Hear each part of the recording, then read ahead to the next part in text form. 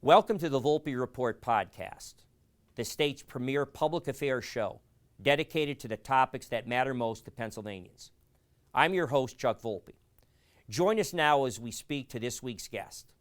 The following half-hour show is a paid political program and is not endorsed by this station, management, or staff. The following program is brought to you by Excalibur Insurance Management Services. We welcome to today's show, with honor, by the way, a man who has so many titles, we could spend the whole show on his resume. It would still be difficult to keep this show under 30 minutes, but I'll do my best. We have today the Honorable Kenneth Braithwaite, who was sworn in as the Secretary of the Navy in 2020. He had previously served as the 31st United States Ambassador to the Kingdom of Norway. Secretary Braithwaite graduated from the United States Naval Academy at Annapolis and was commissioned an ensign in the U.S. Navy. He also found time to earn his master's degree in public administration from the Ivy League, graduating with honors from the University of Pennsylvania. The Secretary was designated as a naval aviator, with his first operational assignment being Patrol Squadron 17, where he flew anti-submarine missions tracking enemy submarines throughout the greater Pacific and Arctic regions. His next assignment was aboard aircraft carrier USS America, where he was assigned Commander Carrier Group 2 and Commander Strike Force 6th Fleet. In his deployment to the North Atlantic above the Arctic Circle, as well as then the Mediterranean and Indian Oceans, his battle group responded to tensions in the Persian Gulf. The Secretary left active duty in 1993, but continued his service in the Naval Reserve. In that capacity, he served as commanding officer of the Navy Reserve Fleet Combat Atlantic, during which time the command was tasked with providing support to the Joint Task Force Commander at Guantanamo Bay, Cuba. After that, the Secretary was deployed for Operation Iraqi Freedom in support of naval operations to capture the port of Qasr. Among his decorations for bravery in combat, Secretary Braithwaite received the Legion of Merit Defense Meritorious Service Medal with Oakley Cluster, the Meritorious Service Medal, the Navy Accommodation Medal with Combat V 5 times, and the Combat Action Ribbon, with too many more that time precludes us from naming all of them today. Secretary Braithwaite's father, because there's family history here, was in the first wave of American troops to storm the beaches of Normandy in World War II. He was a private first class, and a lot of his troop and his platoon were gunned down taking the beach. He currently lives, this is the Secretary now, he currently lives in a home where the Battle of Brandywine was fought during the Revolutionary War. When I tell you his life story, if it were fictional, it would still defy belief. So, when I tell you we have the consummate expert to talk about the Middle East as well as American involvement therein and the current tactical situation in the Strait of Hormuz, there can be no better expert in his career because, remember, he was Secretary of Navy. He also has been in meetings with the President and Secretary of War. Remember, as ambassador, he has also been in meetings with the Secretary of State on matters of diplomacy. And today, he comes to you on the Volpe Report to discuss our current situation in the Middle East. This is the Volpe Report, a weekly news and political interview show examining the latest local, state, and national issues with Chuck Volpe. Insightful, informative, controversial, the area's premier political talk show, the Volpe Report. Mr. Secretary, welcome to the Volpe Report. A real pleasure. Thank you for having me.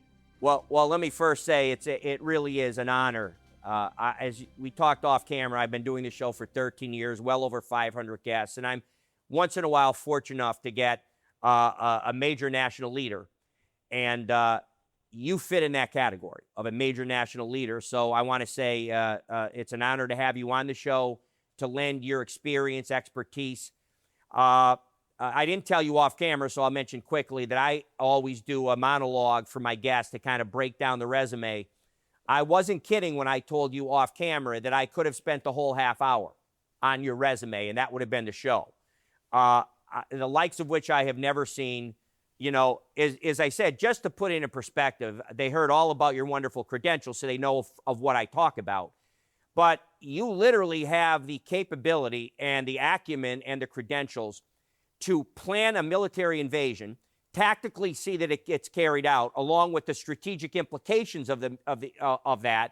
And because you were an ambassador with diplomatic skills, negotiate the peace all in one package.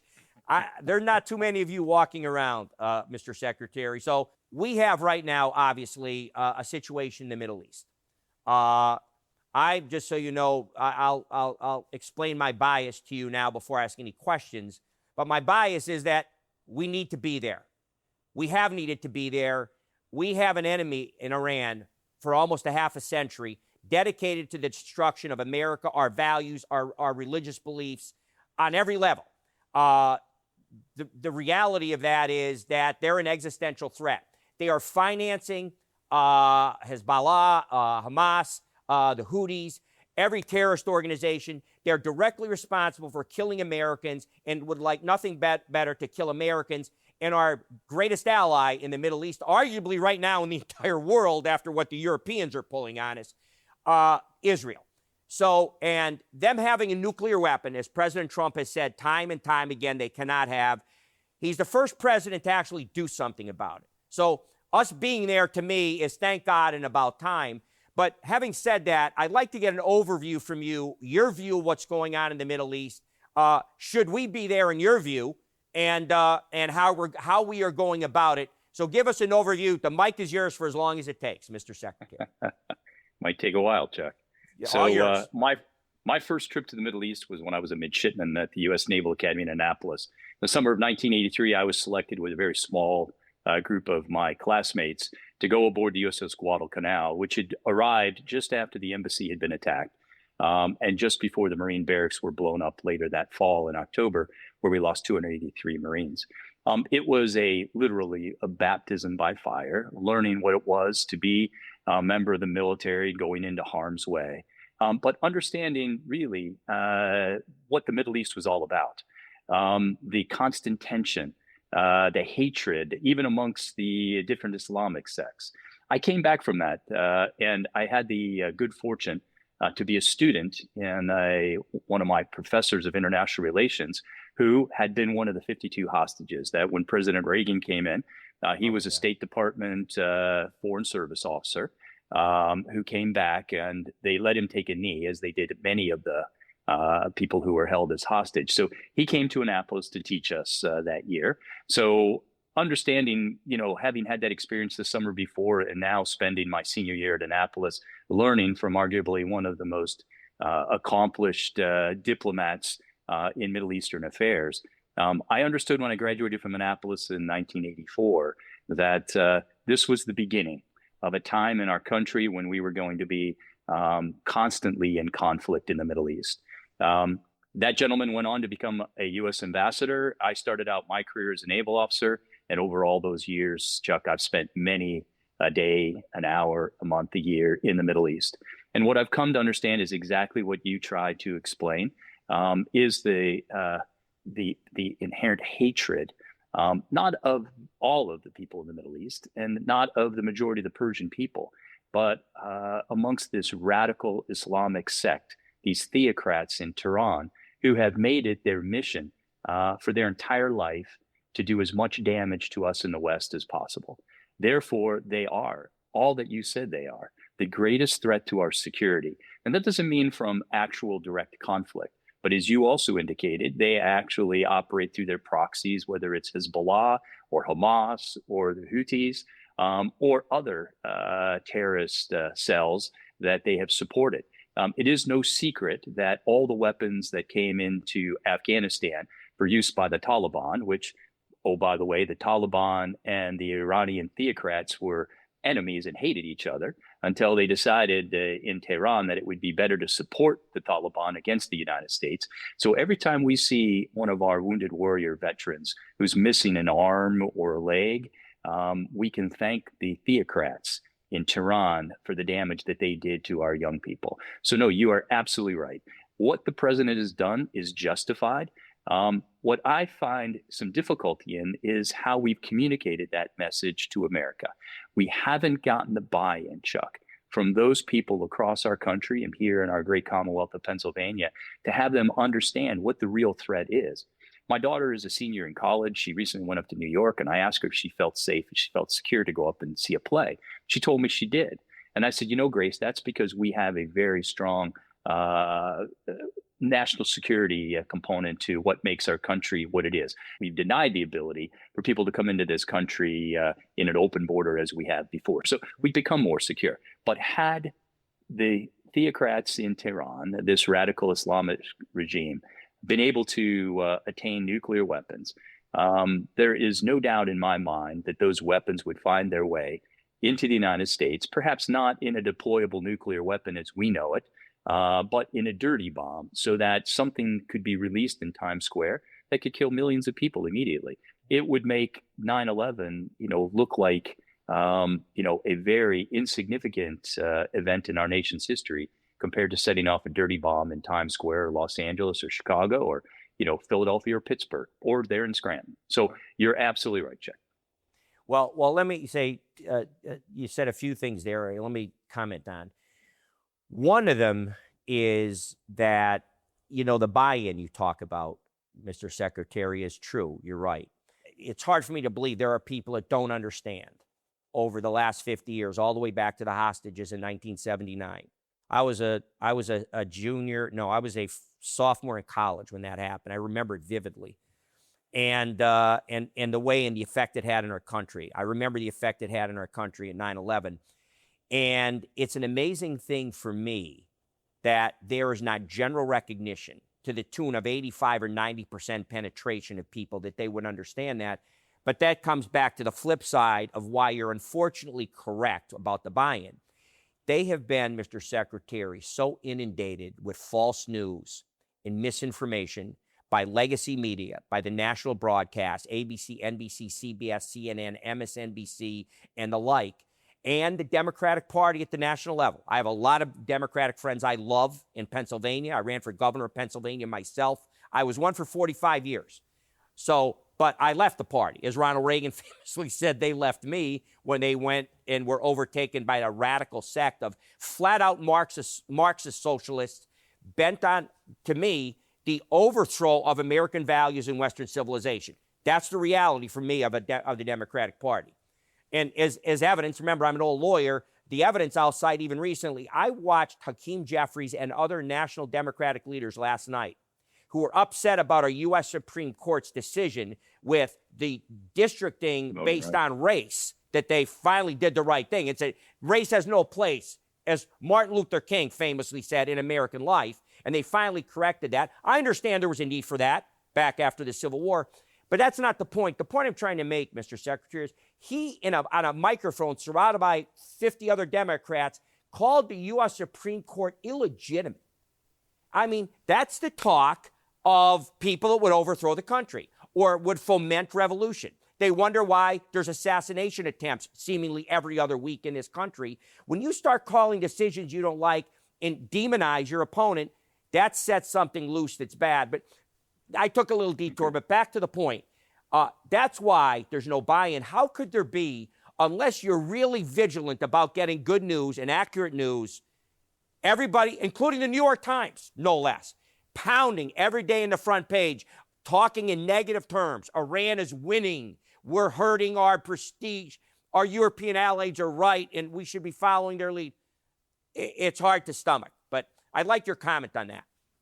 No, what I would say is, when I say that the argument's not been made, the argument's not been made to take the next step, Chuck. To take the next step, right, would mean to deploy boots on the ground. And as much as we may not realize this, a life in America is worth a lot more to the people of America than a life in Iran is worth to the people in Iran. It's just culture, right? I'm a big guy on culture. And so I will tell you that, there's no doubt in my mind that this Iranian regime would unleash, their army to do whatever damage they could and not worry about the casualties. Meanwhile, we have a president and a nation that has to worry about every young man and woman that we commit into harm's way. And it's one of the great things about our society, about our culture, about our country. So that's what's not been proven yet to the American people is, okay, is the objective worth the risk of what it's going to take? That's what it comes down to. If we truly need or want to seize this enriched uranium, which I would argue is the only reason why we did what we did, it's the only mission we should be on, right, is to prevent Iran from ever being able to develop a nuclear weapon. And so is it justified that we then commit our forces that are there in the Middle East today, aboard 3 carrier strike groups, aboard 2 Marine amphibious readiness groups, and all the assorted other forces that are there to support them? Is it, in America's estimation, worth the risk of committing those forces to get that uranium? That's the issue that has not been fully discussed and debated with the American public, Chuck. I understand. Well put, Mr. Secretary. Well, let me ask you a couple of because you touched on it now in terms of it appears, at least my view, that the Iranian strategy is to delay, evade, allowing their embargo over the Strait of Hormuz and their other tactics to affect the price of the barrel of oil, bring world trade to a screeching halt. Based on our current strategy and this delay, it seems like we're in this waiting game where we're staring eyeball to eyeball and, nothing's really happening and weeks kind of are clicking by. What do you think our next step? I think you've indicated at some point, well, first question, boots on the ground in Iran. So, and then I'm going to talk about the Strait of Hormuz with you after that. So first, boots on the ground in Iran. You think that's the only way to dislodge this and create some finish line for America? If our objective is to seize the enriched uranium, yes, Chuck, but I don't think America has the stomach for that. So my gut tells me the president, right, is trying to get beyond this to a point where it's not going to be front page news, that this afterthought of a war in Iran, it just basically, glide slopes out to not the conflict it is today. We slowly pull back from our blockade. They open up the straits and we're back to the way it was, pre-war. That's what I think is going to happen. Again, because I don't believe America has the stomach, to begin to take casualties for something that the average American doesn't fully understand. It's not about the price of oil at the pump. It's not about the economic impact. I mean, as you and I well know, just because of oil in the Middle East, there's all kinds of other commodities coming out of the Persian Gulf that are used by, our farmers for fertilizer or petrochemical companies for other things that we use day to day. So the impact on the nation's economy is great. And if anything, the Iranians now know what it is that they have as far as a lever to shut those straits down.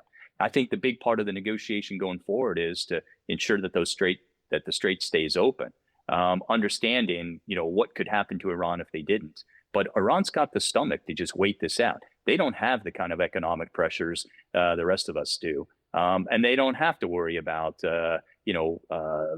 any kind of protests from within, because to your point, they would just put those protests down. Life is not of value in Iran as the life is of a value in America. That's the bottom line. And the Iranian theocrats, only 20%, Chuck. I was explaining to this recently on CNN that, the way that this comes about is you have 20% that are committed, right, to the radical Islamic viewpoint, right? They support the regime.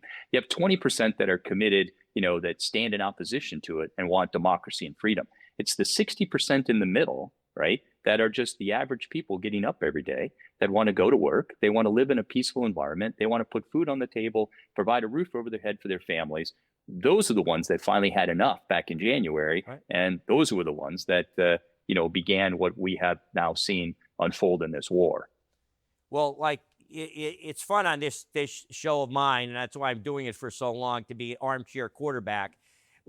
If it were me, just for a second, I get the president, if I was president of the United States, why not have Israel do the boots on the ground for us, Mr. Secretary? Why not? Because we're joined at the hip with them, and I would think they would have the capabilities with our support, obviously, but not literally put American troops on the ground. Why is that not an option for us? No, unfortunately, it's not, because, of course, Israel, they live in a very contentious neighborhood, as we both know, right? Every day their national security is under threat by their neighbors, right? I mean, they've been attacked numerous times over the last 50 years, right? But you look at the size of Israel as compared to the size of Iran. Iran's got 90, 100 million people. Their army is committed, especially even more so against what they feel, are the evil regime in Israel. So that difference between the size of the Iranian army, even without the kind of technology that they have versus what the Israelis have, it would be an unbelievable bloody fight, and it would not be over anytime soon. And eventually, America would be dragged into it. And I think the president understands that. Right. That's why I'm getting an education. I know our viewers are getting a priceless one as well. Another question, armchair quarterback, as I sit, as most folks do, and wonder what if, and here's a question I have. What I don't understand, because I have no military background, and you're an expert, what prevents our overwhelming, I believe, naval force, which right now has been, in fact, deployed there. They're there. What stops them from just taking control of the Strait of Hormuz? What I don't understand is, and again, it's based on ignorance. I'm saying right now, I'm sure you can explain this to me and our many viewers, but why not just take the Strait of Hormuz and open it? We've effectively blockaded their blockade of the Strait. So, what I know they have mines and other things. Our Navy can't just effectively take control of the Strait so that shipping could proceed. That's the question. Why don't we do that, or why can't we do that? Well, we could, right? I've said this repeatedly over the last month. I mean, we could run the Strait. We could take the Strait. But again, it's the commitment that would be required by the forces of both the United States Navy and the United States Marine Corps. Because remember, the Navy Marine Corps team is one fight. So they are there in tandem together, prepared to do just that. The problem with that is you touched on the one thing, right? So a mine is literally World War I technology. I can put those mines either floating, or I can put them tethered to the bottom of the Strait. And something that's worth thousands of dollars could take something out that's worth billions of dollars. And even though we have the ability to sweep the Strait and eliminate the mines, then we have to put up with the small fast boats coming at us that have everything from anti-ship missiles to smaller close-in weapons that could create havoc. And if you send enough of those at me, right, it's like swatting mosquitoes, up at Lake Wallenpaupack in the summer. I mean, you're not going to get them all, Chuck, and some of them are going to get you. Yeah. And therefore, you just lost the billion-dollar warship and all the sailors and Marines that are aboard it. Then the third thing is you have anti-ship missiles that our friends the Chinese have provided the Iranians that can stand off a long distance from the Strait.